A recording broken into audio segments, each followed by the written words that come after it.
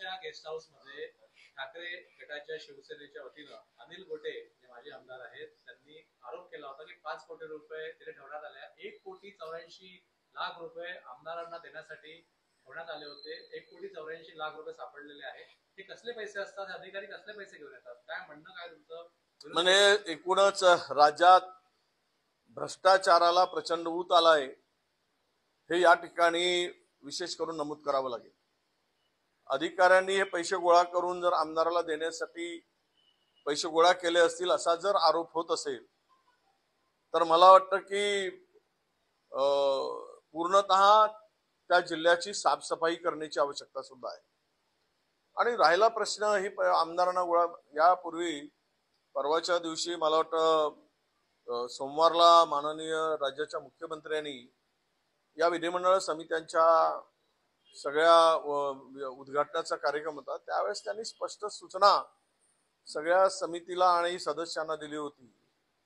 तरी पण महाराष्ट्राच्या आमदारावर अशा प्रकारचे आरोप होत असतील तर महाराष्ट्र उद्या मला वाटतं की लोकप्रतिनिधी म्हणून हे अत्यंत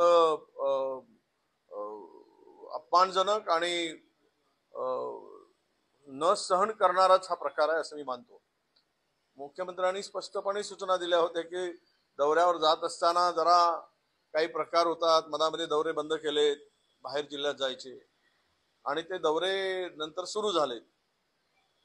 तर मी मुख्यमंत्री किंवा आमच्या विधिमंडळाच्या आमच्या विधानसभेच्या अध्यक्षांना आणि विधान परिषदेच्या